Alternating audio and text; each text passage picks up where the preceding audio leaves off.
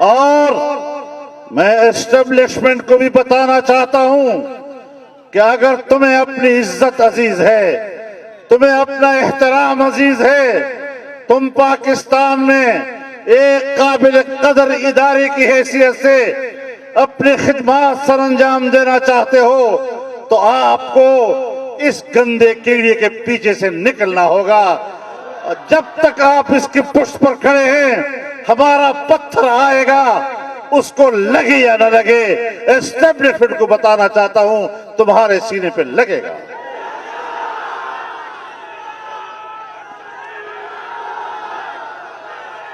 ہو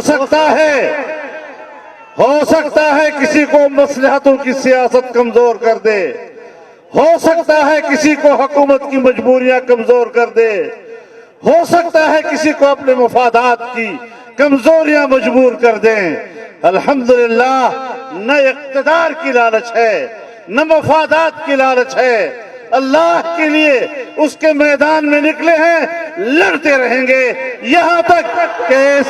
ناجائز اور ناپاک حکومت کو سمندر برد نہ کر دیں گے۔